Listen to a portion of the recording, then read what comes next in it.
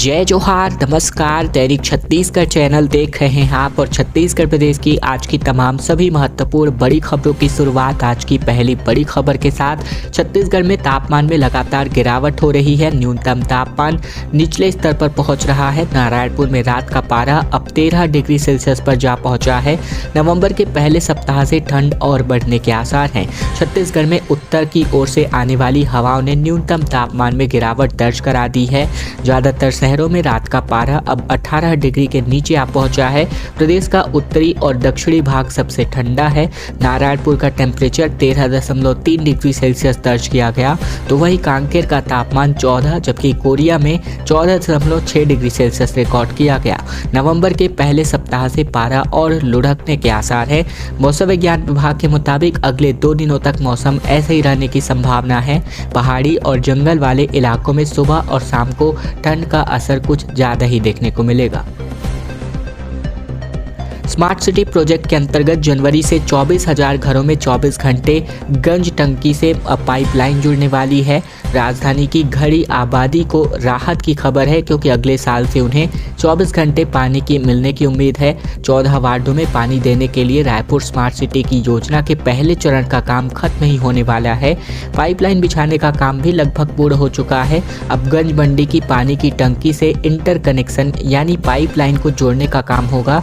दिवाली तक inter connection काम पूरा होने के बाद टेस्टिंग शुरू कर दी जाएगी। तकरीबन 2 महीने तक टेस्टिंग करेंगे कि पानी की सप्लाई ठीक है या नहीं, या फिर शहर में सबसे पहले गंज मंडी तक जुड़े इलाकों में जनवरी 2024 से 24 घंटे पानी मिलना शुरू हो सकता है।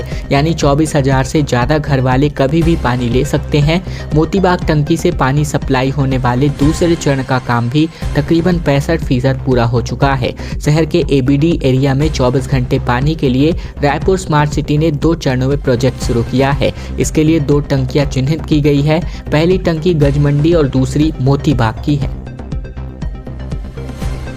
2 दिनों के छत्तीसगढ़ दौरे पर राहुल गांधी आज छत्तीसगढ़ पहुंच चुके हैं, जहां राजनांदगांव समेत कोंडागांव, कांकेर और कवर्धा में अपनी जनसभाओं को संबोधित करेंगे। नई चुनावी घोषणाएं भी इसमें संभव है। कांग्रेस के पूर्व राष्ट्रीय अध्यक्ष और सांसद राहुल गांधी आज छत्तीसगढ़ के 2 दिवसीय दौरे पर आ चुके हैं। कोंडागांव, कांकेर, कवर्धा और राजनांदगांव जिले में आयोजित पार्टी की जनसभाओं में राहुल गांधी शामिल होंगे और यहां पर वे कांग्रेस के प्रत्याशियों के पक्ष में प्रचार प्रसार भी करेंगे। इस साल ये राहुल का चौथा छत्तीसगढ़ दौरा है। राहुल इन जनसभाओं में नई चुनावी घोषणाएं कर सकते हैं। वहीं मुख्यमंत्री भूपेश बघेल 30 अक्टूबर को दुर्ग जिले के पाटन विधानसभा क्षेत्र से अपना नामांकन पत्र दाखिल करेंगे। इस नामांकन रैली में कांग्रेस के राष्ट्रीय महासचिव प्रियंका गांधी वाड्रा भी शामिल होंगी। राहुल गांधी पहले चरण के चुनाव प्रचार के लिए छत्तीसगढ़ आ रहे हैं, यानी कि अब बस्तर संभाग में राहुल गांधी रहेंगे। इस दौरान वो कोंडागांव के फरसगांव और कांकेर के भानु प्रतापपुर में जनसभा को संबोधित करेंगे। वहीं अगले दिन यानी 29 अक्टूबर को राहुल गांधी कवर्धा और राजनांदगांव में आयोजित जनसभाओं में शिरकत करेंगे।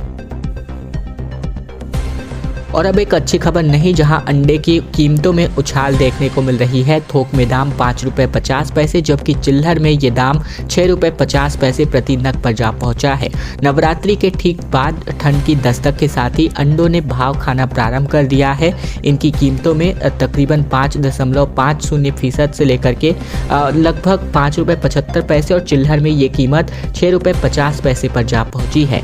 इस साल गर्मी में अंडों की कीमतों ने रिकॉर्ड तोड़ा था और आमतौर पर गर्मी में अंडे का भाव 3 से 4 रुपए ही रहता है, लेकिन पहली बार थोक में जहां अंडा का भाव 5.25 रुपए और चिल्लर में ये भाव 6 रुपए प्रति नग पर बिक रहा है। वहीं बात करें तो अब ठंड का समय है। इस समय कीमतें हमेशा ज़्यादा ही होती हैं।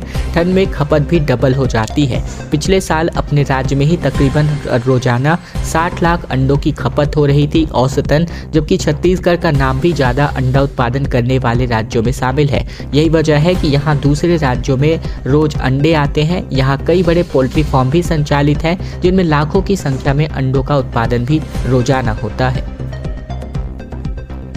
राजनांदगांव पुलिस को एक बड़ी सफलता हाथ लगी है, जहां मोबाइल से भरे कार्टन जब्त किए गए हैं। अलग अलग कंपनियों के तकरीबन 33 लाख के फोन यहां पर कार चालक ले जा रहा था।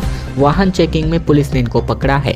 राजनांदगांव में चेकिंग के दौरान एक कार से अलग अलग कंपनियों के कई मोबाइल जब्त किए गए हैं। इन जब्त किए गए मोबाइलों की कीमतें तकरीबन 33 लाख रुपए से अधिक बताई जा रही है। वहीं कार चालक द्वारा वैध दस्तावेज नहीं बताए जाने पर पुलिस ने कार सहित पूरे सामान को जब्त कर लिया है। बीजेपी को चुनाव आयोग ने एक तगड़ा झटका दिया है, जहां 5 चुनावी राज्यों में विकसित भारत संकल्प यात्रा नहीं निकालने की हिदायत दी गई है। चुनाव आयोग ने भारतीय जनता पार्टी को कहीं तगड़ा झटका दिया है। आयोग ने स्पष्ट कहा है कि 5 राज्यों में 5 दिसंबर तक विकसित भारत संकल्प यात्रा नहीं निकाली जाए। केंद्र सरकार ने अपनी योजनाओं को जमीन तक ले जाने के लिए 15 नवंबर से देश भर में यह यात्रा निकालने की योजना बनाई है। केंद्रीय सूचना एवं प्रसारण सचिव अपूर्व चंद्रा ने कहा है कि आचार संहिता हटने के बाद 5 दिसंबर के बाद से इन राज्यों में ये अभियान शुरू किया जाएगा। केंद्र सरकार ने अपनी योजनाओं को जमीन तक ले जाने के लिए 15 नवंबर से देश भर में विकसित भारत संकल्प यात्रा निकालने की ग्राम की योजना बनाई है, जो कि 2 महीने तक चलेगी। यात्रा से सरकार देश के सभी 765 जिलों के 2,55,000 ग्राम पंचायतों को कवर करने का प्लान बना चुकी है। छत्तीसगढ़ में दूसरे चरण के लिए इलेक्शन पर तकरीबन 5वें दिन 372 नामांकन पत्र दाखिल किए गए और अब तक 246 उम्मीदवारों ने 474 नामांकन पत्र दाखिल कर दिया है। विधानसभा चुनाव 2023 के अंतर्गत द्वितीय चरण के 70 विधानसभा निर्वाचन क्षेत्रों के लिए 5वें दिन कुल 372 नामांकन पत्र दाखिल कर लिए गए हैं। मुख्य निर्वाचन पदाधिकारी कार्यालय से प्राप्त जानकारी के अनुसार सबसे अधिक रायपुर नगर दक्षिण विधानसभा क्षेत्र के 14 नामांकन पत्र दाखिल कर दिए गए।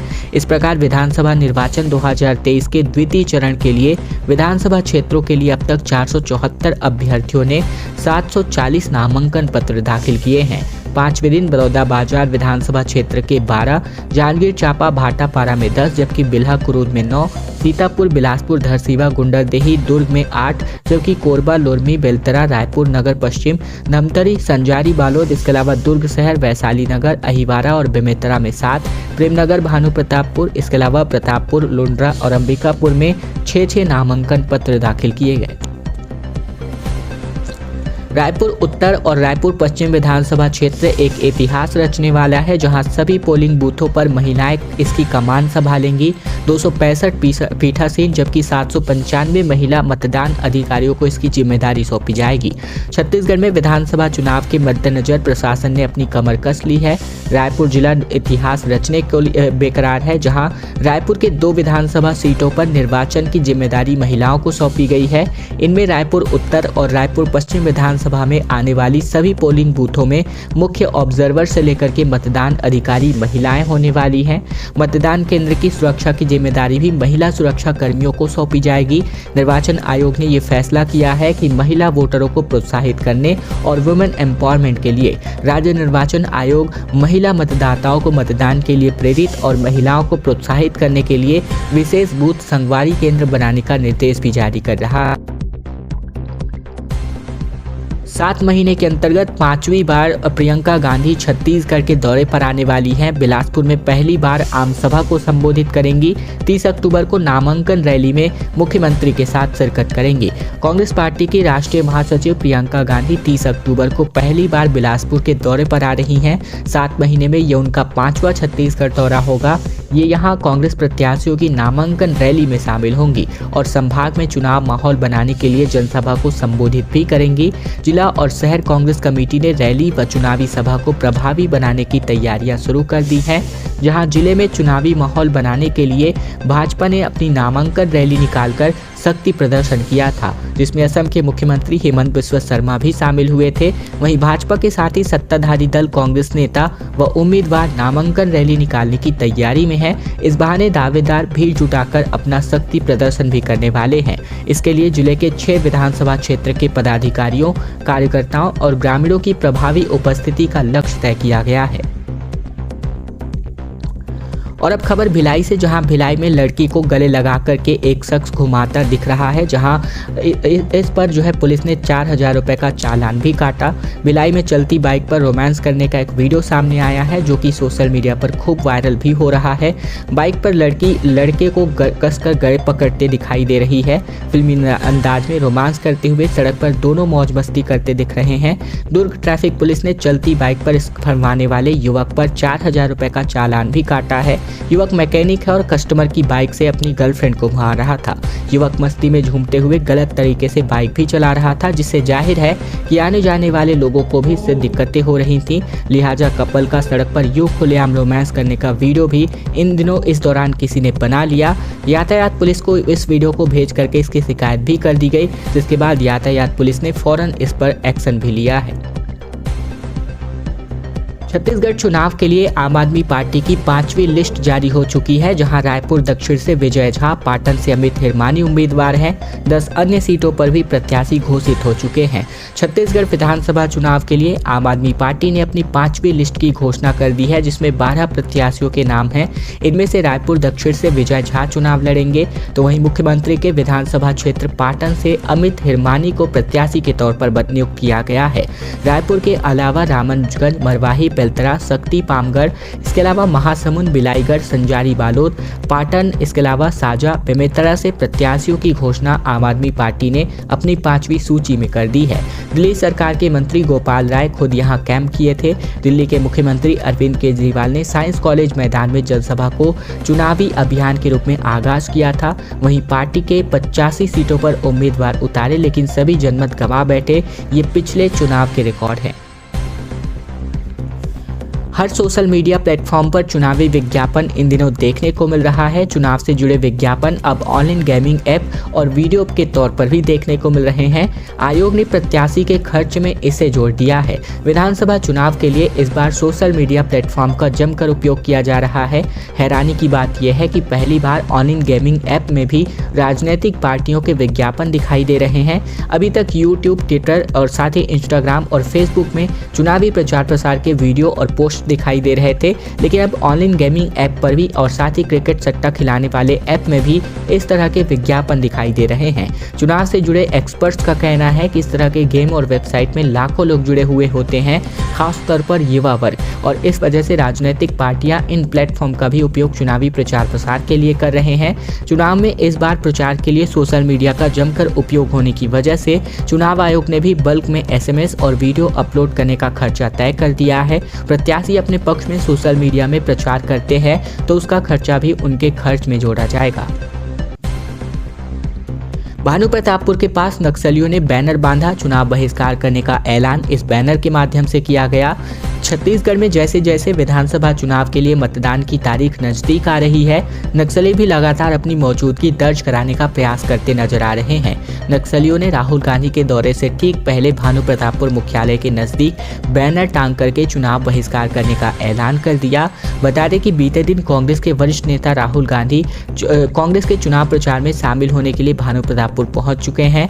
ऐसे में नक्सलियों के द्वारा भानुप्रतापपुर मुख्यालय से महज 2 किलोमीटर की दूरी पर बैनर टांगे जाने से लोगों में दहशत का माहौल है। साथ ही पुलिस के सर्च ऑपरेशन पर भी सवालिया निशान अब खड़े होने लग गए हैं। छत्तीसगढ़ के मुख्यमंत्री ने कहा कि बीजेपी पगला गई है। भूपेश ने कहा कि बौखलाहट बता रही है, राजस्थान भी हार रहे। 12 साल पुराने केस में डिस्टर्ब करने की कोशिश की जा रही है। मुख्यमंत्री भूपेश बघेल ने कहा कि राजस्थान में ईडी की कार्यवाहियां बता रही हैं कि भारतीय जनता पार्टी पगला गई है, वो राजस्थान में भी हारने वाली है।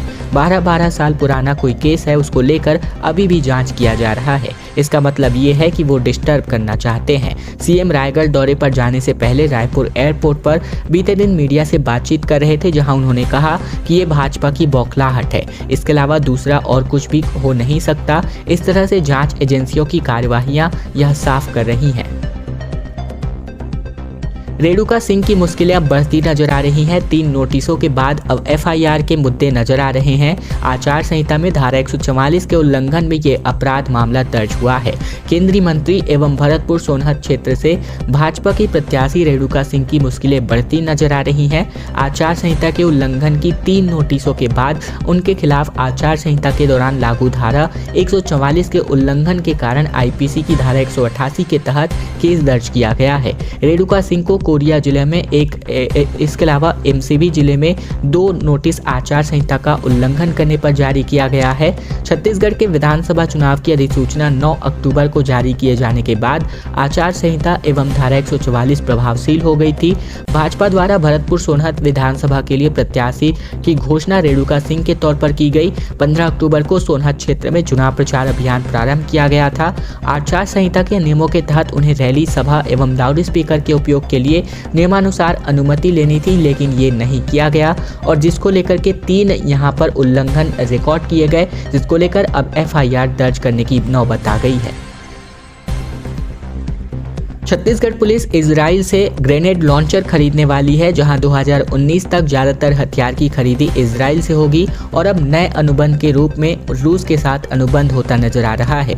दुनिया भर में एडवांस्ड मानी जाने वाली सेनाएं जिन हथियारों का इस्तेमाल कर रही हैं, वो छत्तीसगढ़ पुलिस भी अब खरीदने वाली है। तकरीबन आधा दर्जन घातक और आधुनिक हथियारों के लिए छत्तीसगढ़ पुलिस ने G20 की बैठक के दौरान इजराइल के साथ साथ रूस से भी अपना अनुबंध करार किया है। जारी ग्लोबल टेंडर के जरिए की जाने वाली स्नाइपर राइफलें और ग्रेनेड लॉन्चर इजराइल के ही हैं। इजराइल से छत्तीसगढ़ पुलिस ने 2019 तक काफी हथियारों की खरीद फरोख्त की है और पुराना एग्रीमेंट भी है। नया अनुबंध अब रूस के साथ हुआ है। यहाँ बनी तथा बेहद घातक समझी जा रही साइलेंट AK-47 भी जल्द ही राज्य के सशस्त्र बलों के पास भी होगी। मुख्यमंत्री भूपेश बघेल ने कहा कि रमन को उल्टा क्यों नहीं टांगते हैं साहब। अंबिकापुर में बिना माइक सभा को इन्होंने संबोधित किया। नामांकन के बहाने सहदेव का शक्ति प्रदर्शन भी किया गया। अंबिकापुर में नामांकन रैली के बहाने डिप्टी सीएम TS सहदेव ने शक्ति प्रदर्शन किया, जहां सहदेव ने रैली का सड़क पर जनसैलाब नजर आया। नामांकन में शामिल होने के लिए भूपेश बघेल भी पहुंचे, हालांकि उन्हें देर हो गई थी। नामांकन का समय और आम सभा की अनुमति अवधि खत्म हो चुकी थी। उन्होंने कला केंद्र मैदान में बिना माइक के सभा को संबोधित किया। मुख्यमंत्री बघेल ने कहा कि अमित शाह कहते हैं कि भ्रष्टाचारियों को उल्टा लटकाएंगे, तो कमीशन खोरी करने वाले डॉक्टर रमन सिंह को वे उल्टा क्यों नहीं टांगते। फिलहाल ये बयान मुख्यमंत्री भूपेश बघेल का है। खैर दोस्तों, खबरों का सिलसिला बस यही तक का था। वीडियो अगर आपको अच्छी लगे तो वीडियो को लाइक कीजिए। प्रतिदिन की खबरों से लगातार अप टू डेट रहने के लिए चैनल को सब्सक्राइब करना मत भूलिएगा।